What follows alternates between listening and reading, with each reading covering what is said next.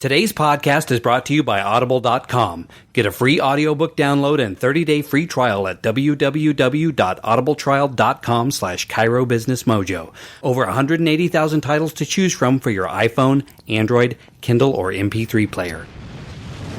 Welcome to the Cairo Business Mojo podcast, where we deconstruct the methods, marketing, and mindset of successful business people and chiropractors from around the world. And now your host, Dr. Richard Day. Craig Ballantyne is a former strength and conditioning coach in Toronto, Canada, and has transformed himself into an author, business coach, life coach, public speaker, and entrepreneur. He is the editor of Early to Rise, founder of Turbulence Training, and is a contributing author to Men's Health magazine and a member of the training advisory board for Oxygen magazine. His work has appeared in numerous publications, including Women's Health, GQ, Maxim, National Geographic, Men's Fitness, Muscle and Fitness, and Hers. Craig is the author of the book, The Perfect Day Formula, How to Own the Day and Control Your Life, and holds a Master's of Science degree in Exercise Physiology from McMaster University in Hamilton, Ontario, Canada. Welcome, Mr. Craig Ballantyne. Thank you so much.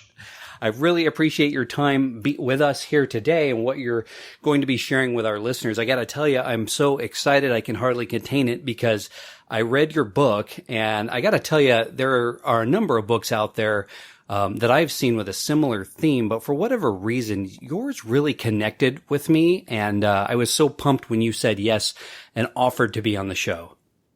Oh, well, thank you. What was it about the book that really connected with you? Do you remember? Yes, I do. And I'll tell you, through Tim Ferriss and his work, I've heard him talk about the Greek philosophers and the Stoic philosophy. And I heard you use some quotes, and it's in the book as well.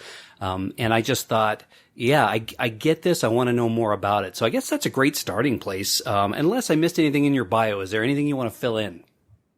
No, that's really fantastic. And that's, the book is about taking that ancient wisdom and applying it to this crazy busy world that we're in and getting ahead and succeeding on your terms. So for those that are unfamiliar, what is Stoicism? Stoicism is an ancient philosophy.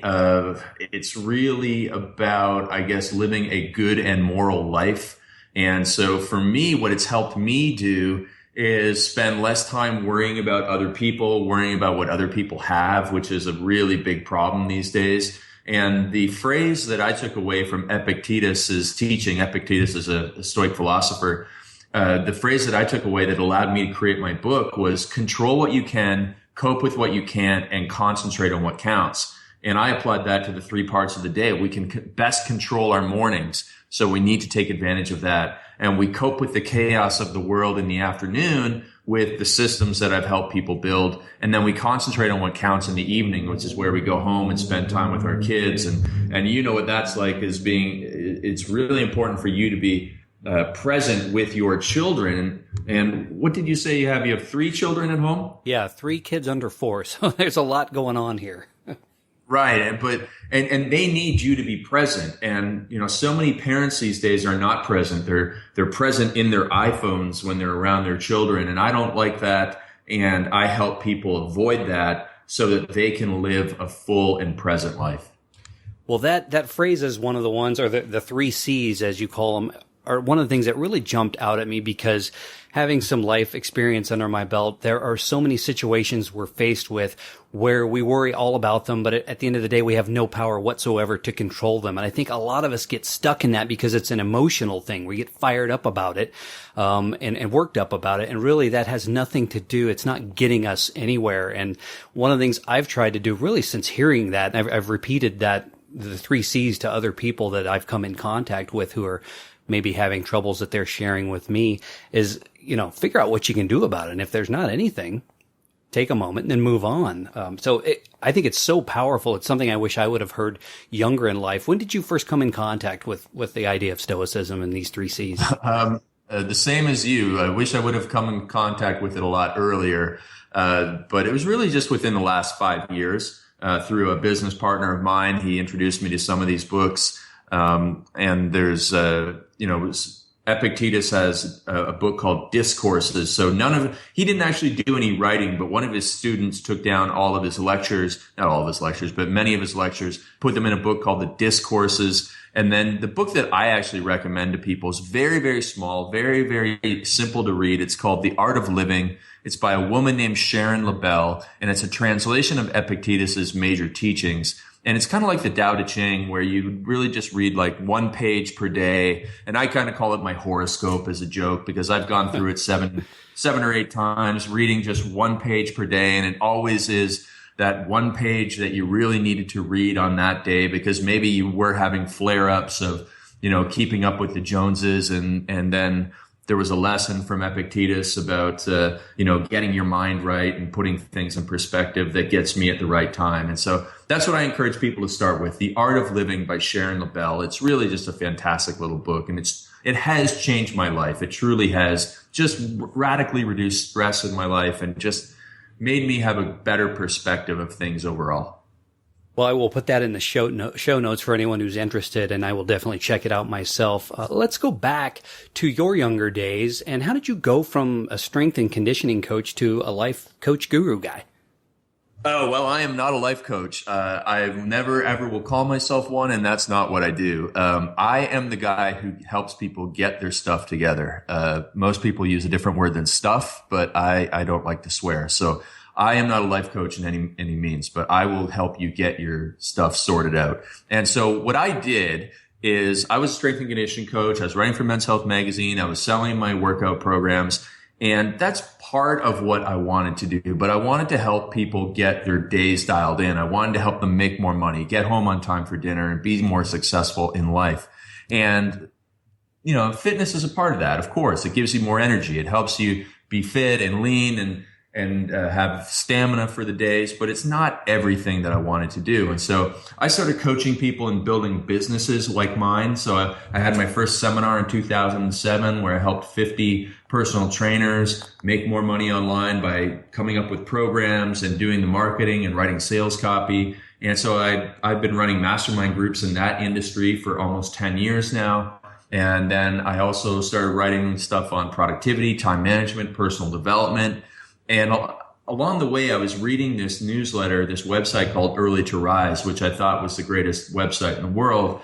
And I told a bunch of people that I wanted to have a business like it. And then one day, one of my friends, the same friend who introduced me to Stoicism, was talking to the owner of Early to Rise. And the owner of Early to Rise said, I'm ready to move on from this website. I'm going to sell it and start another project. And so my friend said to me, hey, do you still want to have this business? I said, yes. So we flew down to Florida. We made a deal. I bought the business in 2011, and I've been running it ever since. At the same time as still running all the fitness stuff. So I still sell my turbulence training programs. I still sell my bodyweight programs. We publish other fitness authors and nutrition authors. And I've written my book, The Perfect Day Formula, and I write all the content, not all the content, but a lot of content at Early to Rise. And we send out wisdom every day, helping people make more money and be more successful and be better parents and all of this stuff. And so I've been doing that. It's been a 15 plus year journey ever since I started writing for Men's Health in 2000.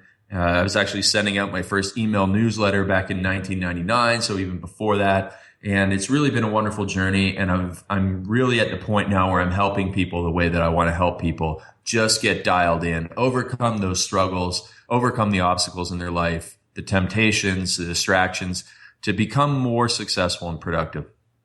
Well, I was poking around on earlytorise.com in preparation for this interview over the last couple of days, and there really is such a ton of great content there. So we're going to put that in the show notes too for our listeners to go there. I highly recommend that you guys check it out. Let me ask you this. Now, I used to play in a band and kind of had the rock and roll lifestyle. And I got to tell you, 11 a.m. is really early, for a musician. And I have just never been a morning person. I've been more of a night owl. And, but as I've gotten older and don't play in a band anymore and got actually, grew up and became serious, I've become jealous of the morning people. So why is being so productive in the morning important? Well, it is important, but I don't want people to feel guilty or to say, oh, I got to get up at 5 a.m. I know there's this whole trend to this 5 a.m. club out there. It's this badge of honor that people get up at 5 a.m. And I think it is ridiculous. And in some cases, a bad idea for a lot of people, especially people that try and go from 7 a.m. to 5 a.m. overnight. You're just not going to be able to do that. When I started getting up early, I went from 7:30 to 7:25 a.m. I made that huge jump of 5 minutes, and it was reasonable and tolerable. And then the next week I went to 7:20 and then 7:15 and so on and so forth until I found the right time for me. Because yes, I do believe that getting up earlier than most people is beneficial because there's no phone calls, there's fewer emails, there's fewer distractions, and you have more willpower and more control over your day, which is the first part of my book, controlling your morning, getting the major things done before the rest of the world comes and throws its chaos at you. And if you get up at 10 o'clock in the morning, the world's already thrown a ton of chaos at you before you've even got out of bed. And so it's not going to work for most people. The world is actually built around doing stuff in the morning. I'm not saying that's right or wrong. I'm just saying that's the world it is built. Now, at the same time, I actually have a very good friend of mine who runs a 9-figure supplement company, and he works from 10 p.m. until 2 a.m. Those are his prime work hours. And it works for him because he's a night owl. Biologically, chronologically, he just likes to work at night, and his body is suited for that. But not a lot of people have the discipline to work at night. Most people are tempted by Game of Thrones or a book or their family, or they're just too tired to work at night. And so that's why you really should get your most important stuff done early in the day before all that other stuff gets in the way. So back when I was a personal trainer, I had CEOs almost fighting for my 6 a.m. Time slot. And back then I could never figure it out because I was still a young man, and I thought, I just want to be in bed at 6 a.m. Why do these people want to be working out?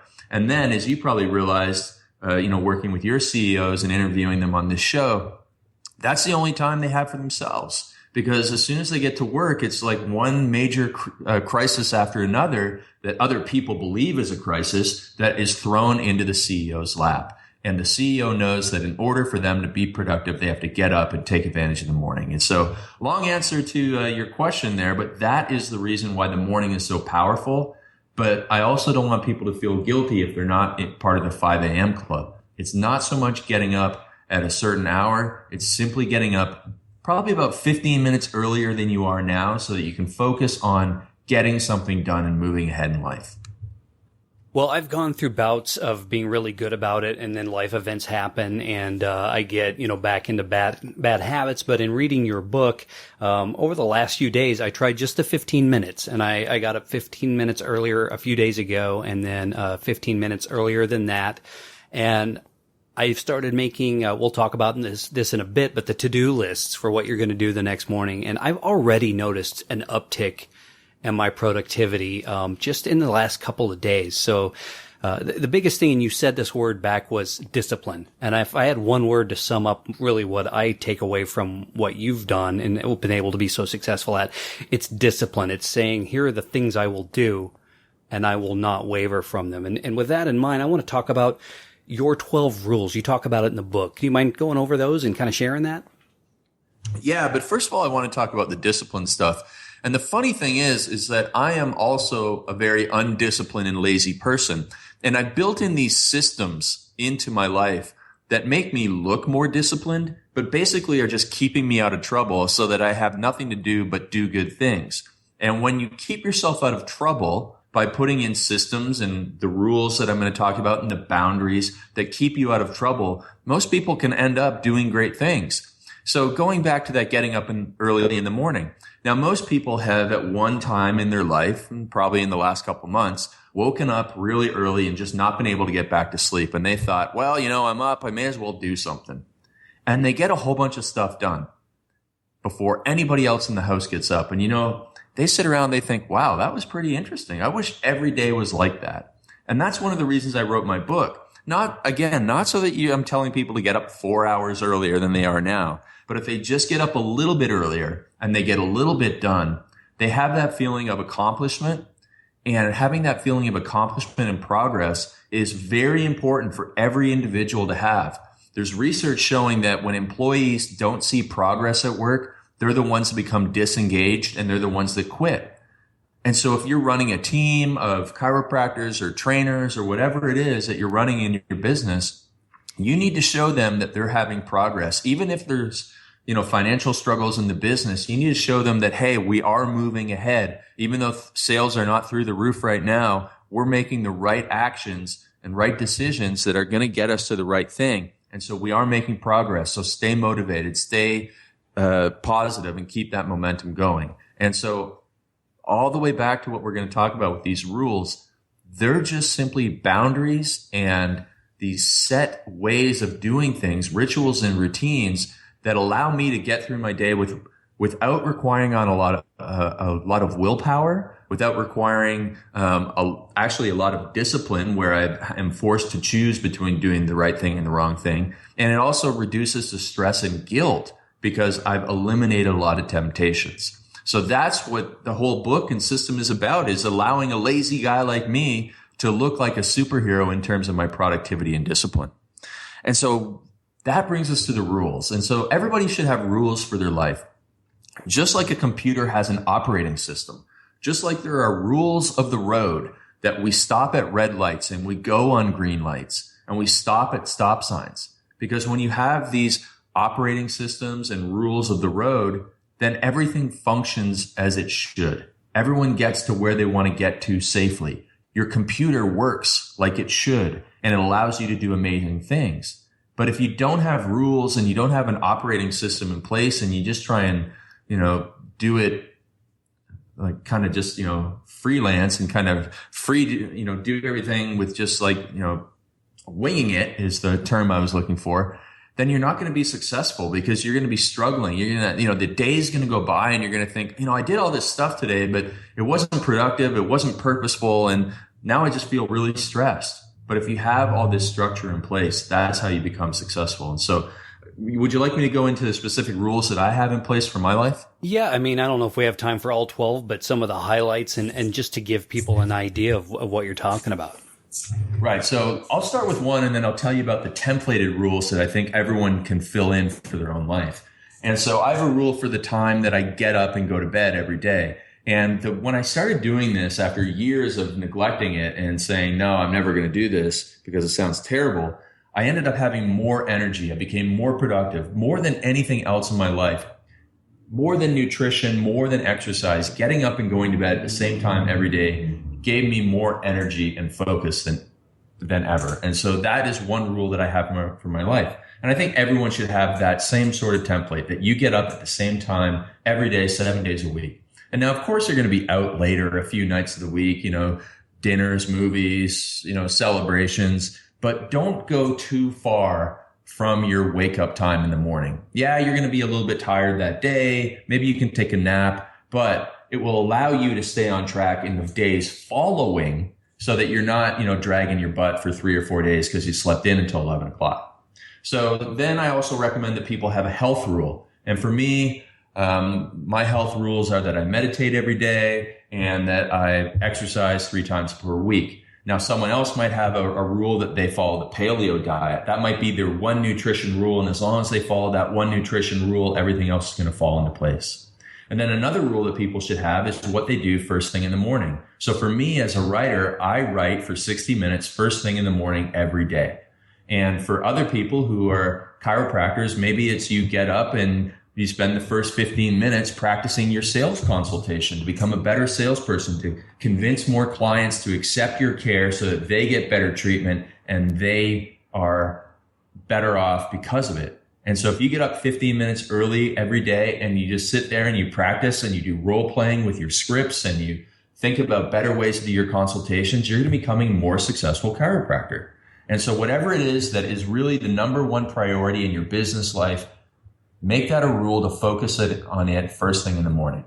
And then there should be a rule about the number one thing that you do not do. This is that boundary, that fence that you're putting up around you to prevent you from falling into the trap of temptations and distractions. So, often many people will like to have an after work drink or, a glass of wine with dinner. And then the slippery slope becomes 2 glasses, and then it's 3 glasses. And the next thing you know, you're finishing off a bottle of wine 3 or 4 times a week. And that is leaving you groggy the next morning. You're gaining weight. You're, posting silly things on the internet and you're getting into fights with your spouse. And, a couple of drinks can really lead to some bad decisions.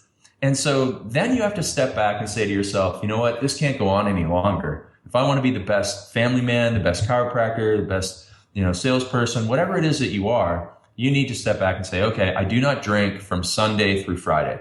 On Friday night, then I can go out and have, one drink at happy hour. And Saturday night, I can go out for dinner with my spouse and we can have one or two drinks. But I don't drink Sunday, Monday, Tuesday, Wednesday, or Thursday when I have to work the next day. And that's a rule for my life because it keeps me out of temptation. And so that's another rule that you should add, something that you do not do. And so when you have those in place, those are good starting points for rules for your life, which put together a great operating system or your set of personal commandments or whatever you want to call it that you live by that allow you to be the best version of you. One of the ones that I really liked on your do not do list was for arguing, either on the internet or in person, that you just don't engage spending time in that. And it's funny that my wife and I were talking about this the other day. We said, hey, don't you miss on Facebook when people used to just post pictures of what they had for breakfast instead of, getting mad about politics or whatever? But a lot of people really get caught up in this. And I think that is a great rule. Just don't spend time in that. And if it's a personal or interpersonal situation, you apologize, you do what you can to fix it and go. That was one of the best things I think a lot of people would benefit from that you said. Yeah, absolutely. And that comes from, going back to the Stoicism, you control what you can. So if you're in an argument with somebody, if you're debating somebody on something, you can't control their opinion. You're not actually going to have any opportunity of changing their mind. And so you can't get upset that they believe something because you can't control that belief. And it's just like sitting in traffic. You can't control it. So there's no point in you getting upset. There's no point in your blood pressure going through the roof. You have to step back and think, okay, I'm in traffic. That's just the fact of the situation. Or I'm in an argument with somebody about politics and I believe this and they believe that. And those are the facts. And as long as you look at things objectively like that, then you can say, okay, well, I'm going to cope with what I can't control. I'm going to sit here in traffic and I'm going to perhaps brainstorm some new techniques for training, or I'm going to, think about what I'm going to have for dinner tonight, or I'm going to pop in this audiobook and listen to it. I'm going to make productive use of my time as I sit here in this terrible traffic that I have no control over. And that's the mindset that I take to these confrontations. As an internet entrepreneur, having sold programs to literally hundreds of thousands of people, I have heard every single type of insult that you can possibly imagine from people that don't like my way of training or that don't like me or that think I'm a loser. And I've had people insult my dog on the internet. Of all things, be kidding. They said, you and your dog are pathetic. And I'm like, you know what? We probably are. And I really don't care what you think. And so, you just delete it and you move on and you can't get upset about that stuff. And so it doesn't really matter whether your kid's losing their soccer game or you're stuck in traffic. Those are the facts and you need to deal with it because you're an adult and you can't get upset about it. And you need to concentrate on what counts. At the end of the day, what really matters is getting home safely and spending time with your family. So do the right things, make the right decisions, stay out of trouble. That's what it's all about. Well, I got to tell you, so as we mentioned, I've got 3 kids under 4 years old, and my wife and I own a couple of different businesses, and we are busy folks. And what do you say to the people who say, yeah, well, this works for Craig, and I don't know if you have kids or not. I got to tell you, I got the idea that you don't from the book. Am I right? I don't yet, no.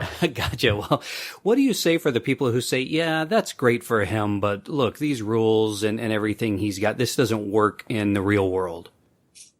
Oh, this is my favorite because I have 73 reviews on Amazon as of right now. And my favorite review is from this woman who gave me 3 stars and called it a ripoff. Now, I don't know how you call something a ripoff and still give it 3 stars. But anyways, she went through this litany of excuses as to why it won't work.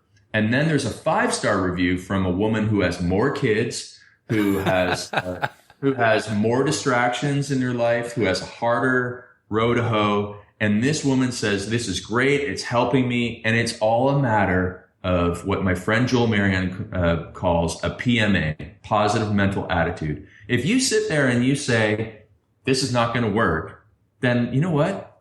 I can't change your mind. And I'm not even going to argue with you because that's not what I do. And I'm just going to go and concentrate on those 5-star reviews and say, listen, I love your story. How can I help you further? Because there are millions of people out there that I can help. And if you just want to sit there and say, oh, it's not going to work for me because I have 2.1 kids and you only have 2 kids. Well, fine. I don't have time for you. When you are ready to come back and say, you know what, I know this is going to work and I have a positive mental attitude, then I'm ready to help you. But I'm not going to go and try and change anybody's mind. I'm just here to help the people whose minds are open to change. Yeah, somebody more famous than I am said, whether you think you can or you can't, you're right. Right. And it's pretty much what you're saying, I think.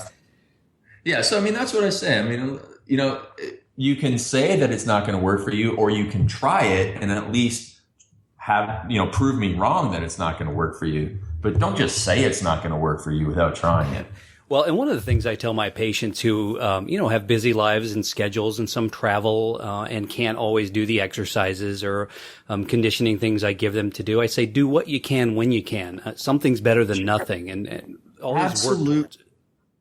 Absolutely. I mean, it's so funny. I remember getting an email from a guy, and you're going to laugh at this because he was 28 years old, and he wrote an email to me, found my email address through Men's Health magazine. He said, man, will I ever be able to get back in shape at 28 years old? Oh, yeah. Right? And again, it's just like, if you believe, whatever you believe is going to come true. And so this guy thought he was over the hill at 28. Yeah. And, you know, he thought he had to go to the gym for 2 hours. And I'm like, no, give me 10 minutes. And, you know, we can kick your butt and give you results in 10 minutes, even 4 minutes, even 2 minutes. And most people just don't know what they don't know. And so it's up to experts like you and I to come along and say, listen, we've given you some stuff that, yeah, we'd love for you to do 20 or 30 minutes of it. But if you only did 5 minutes of it, you're still getting a lot of value from it.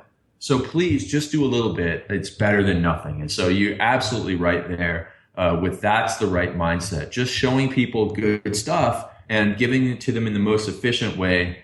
And so that they will overcome those excuses. So, I mean, my entire life and career has been built around helping people overcome excuses. And that's what I'm trying to do with this book, just like I try to do with my fitness programs. Well, as you know, this chiropractic show is geared towards chiropractors. What is your experience with chiropractic? Do you have a view, and have you utilized them? I go to a chiropractor in Toronto. I think he's just, one of these guys who is, so gifted with his techniques. His name is Michael Summers. He's in the West End of Toronto. The great thing about Toronto is you basically just trip over chiropractors. There's so many good chiropractors in Toronto because there's a really great school there. And so I really like going to them for active release techniques, which has just really been helpful to me. I was a meathead training when I was a kid, bench press and not enough rowing. And so I had some shoulder issues and he helped me through that. And then I just, once I started going to him, I was like, oh, now I can just train way harder. And so every once in a while I get a nick and, go and see him and he would help me overcome it. And I've sent all my family to him and friends and he really is a miracle worker with his hands, like I believe a lot of chiropractors are. So I'm a big fan, especially of those who combine it with ART. Yeah, ART is a great method, and especially for performance athletes or weekend warriors. So it sounds like you are in good hands. Absolutely. Well, take us through what a typical day in your life looks like. Okay, yeah, that's great. I always love telling people what I do. And so I outline it in the book, but also I get up at 4 o'clock in the morning. I believe that, to me, writing from 4 till 5:30 is kind of like this spiritual thing to me because there's nobody else up and, you're writing when the sun's coming up and it's really quiet and there's no phones ringing. There's no televisions on. I mean, it's just really, really wonderful.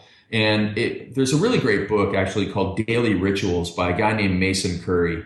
And he goes through great literary figures, great architects, great artists. And he just shows you how many people were doing the same sort of thing, up at 4 o'clock in the morning. Even Frank Lloyd Wright, the architect, was up designing his buildings at 4 o'clock in the morning. He had the same outlook on this 4 o'clock hour as I do. And Stephen King writes from 9 a.m. till noon every day. So when you're having breakfast, he's writing about the most gory things in the world. And so he's showing you the power of the morning.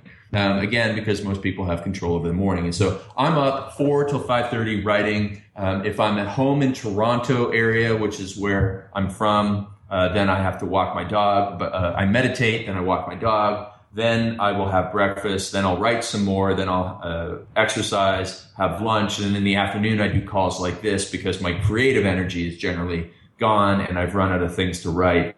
And then I'm usually done by about 4 o'clock. Walk the dog again, have dinner, social time, reading. I get away from the electronics probably about 6 o'clock in the evening. I don't watch TV. I read a lot of books, or I just go out and try and do some walking meetups with friends. And then I read a lot of magazines too. And then I just fall asleep because I'm not engaged in electronics, which is what keeps people up. They're checking their iPhone at 9:30 and trying to get to bed at 10. And, it's always that last email that you check. It's always like, oh, I'll just check email one more time. And then it's something from somebody that causes you great stress or, gets you all excited. And the next thing you know, you can't sleep. As a combination from the email, but also the light emitted from the electronics. So stay away from those if you want to get to sleep and have a good night's rest. So that's my day. I'm in bed 8 o'clock, 8:30. I've just shifted my 24-hour schedule so that I go to bed and get up quite early because that is what works for me. Well, 4, I don't know if I can manage 4, but I'll do the best I can to get as close as I can to that. You got to do what's right for you. That's all that matters, and everybody listening who say, oh, I can't get up at 4. Well, at one time we were all college students getting up at 11, and then eventually we all went to the real world and we were able to get up at 8 and, to get to work on time. And then we got another job where we had to be there at 8 o'clock and we were able to get up at 7. And we can do whatever we put our minds to. And so really it's just a matter of, it's just like training. If you've never run a mile before, you can't go out and run a marathon tomorrow. But if you run a couple of miles, a couple of days a week for many, many weeks, eventually you're able to run a marathon. And that's the same way with getting up or the same way with anything. It's all just a matter of doing the right thing for you. If you're not meant to get up at 4 o'clock in the morning, don't bother with it. Quite frankly, us people who are up at 4 o'clock in the morning kind of like being alone. So that's another reason we get up so early. Well, that will be a definite goal for me to work towards for sure. In the meantime, I did on my MacBook install a software that automatically, as the sun goes down, it pulls out the blue light.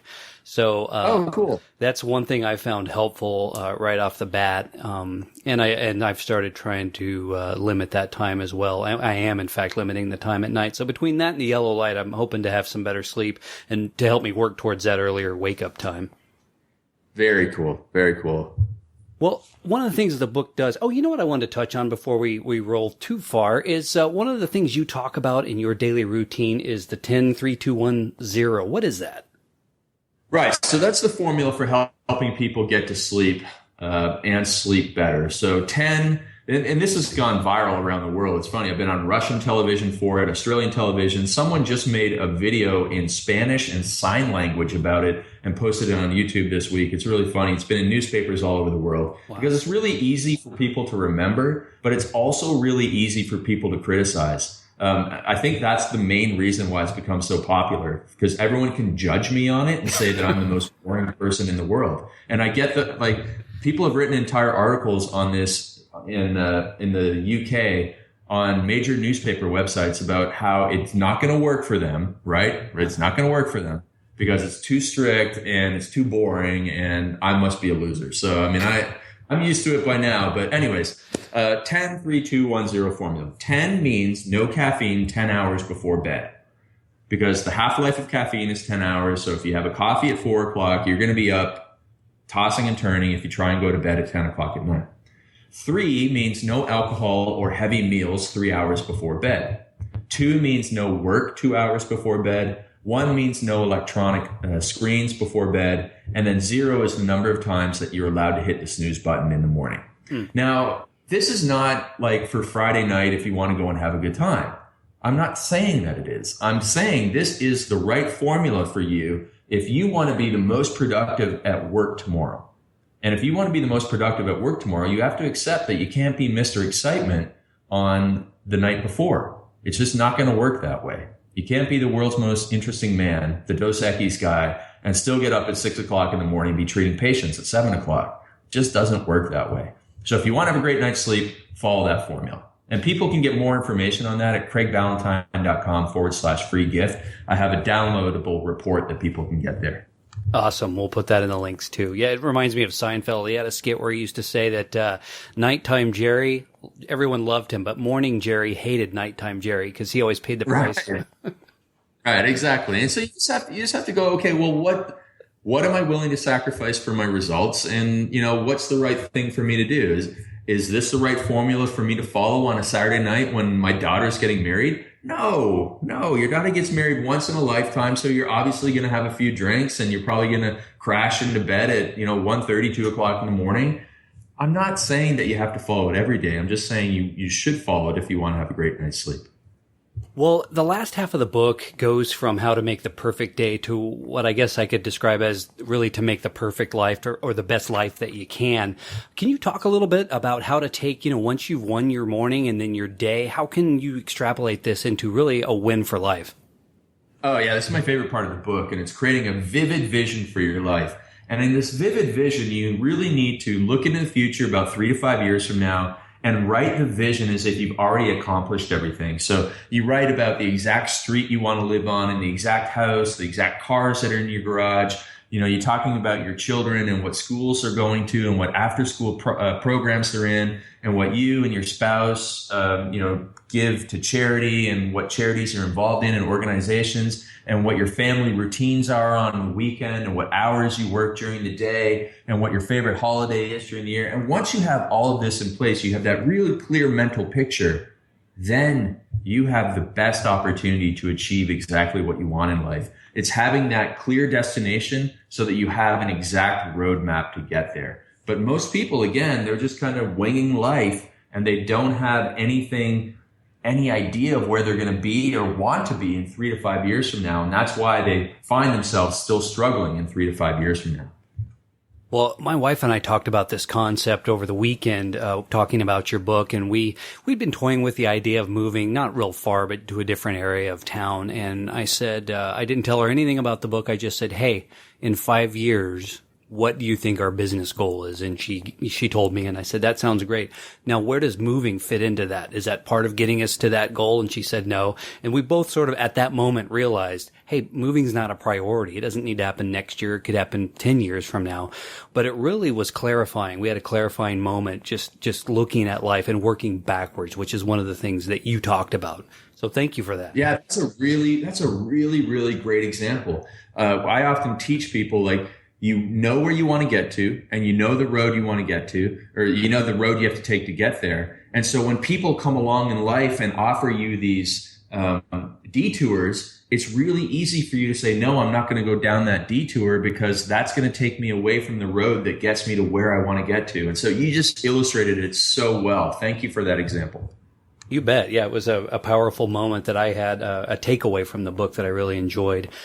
Well, let me ask you this. This show is all about providing actionable content for our listeners. So what single step or series of steps do you think Chiro Mojo Nation could implement tomorrow to start changing themselves and putting themselves on a different path?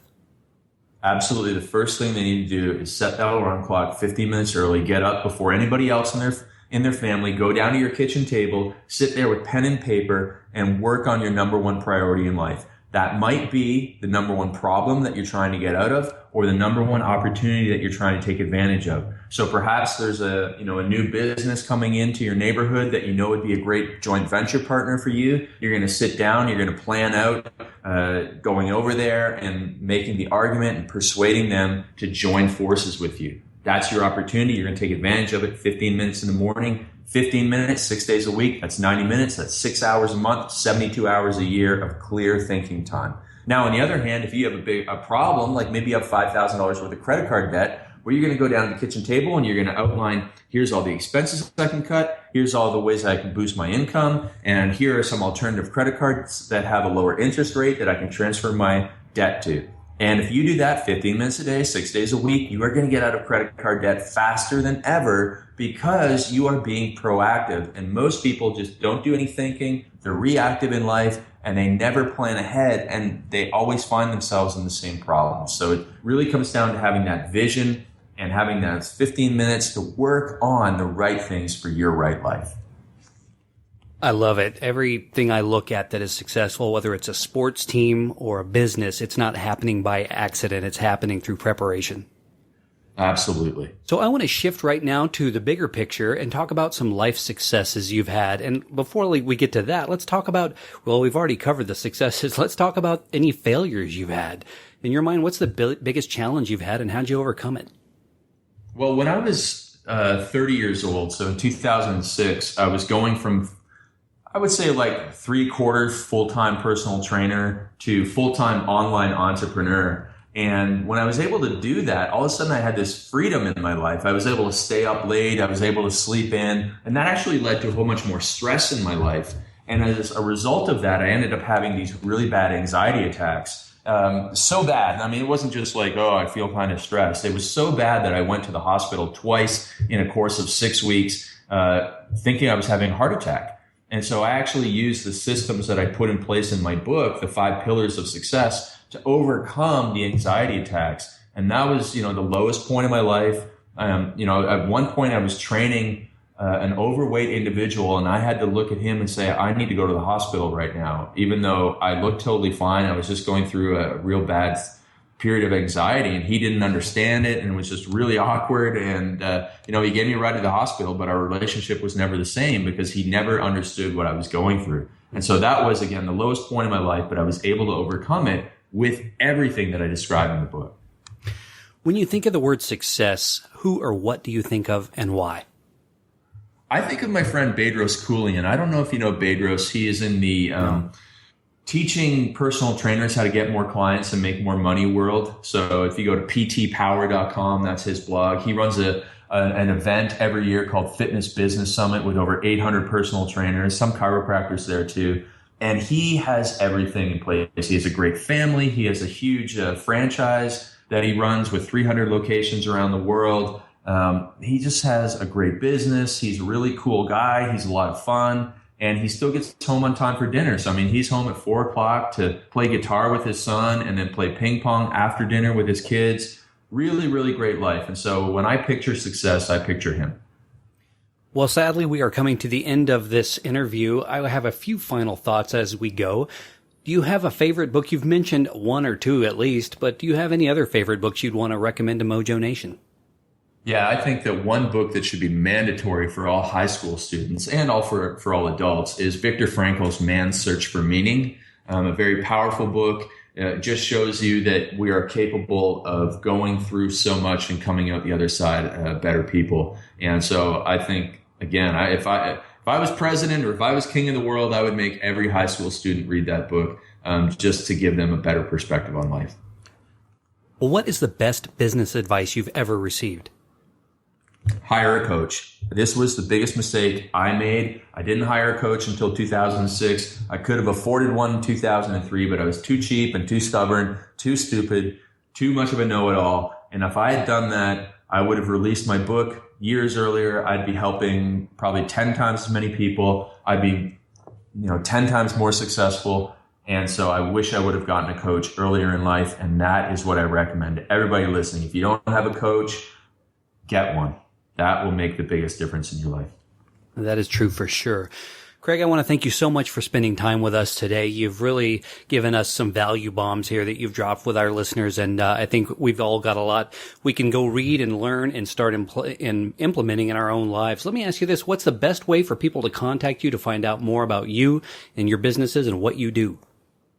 You can find me on LinkedIn, Craig Ballantyne, or you can find me on Twitter at twitter.com/Craig Ballantyne, or one of our Facebook pages, CraigBallantyneFanpage.com. So any of those, and then, just make sure you go to CraigBallantyne.com/free gift and get those cool little downloads to help you dial in your days. So I look forward to hearing from people. And if they have any questions, just shoot me a note on Twitter and I'll be happy to get back to you right away.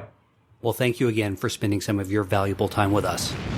happy to help. This is really fun. Hey, this is Dr. Day. I hope you are enjoying the show. If you are, please do us a favor and jump on over to iTunes to subscribe, rate, and review. Thanks.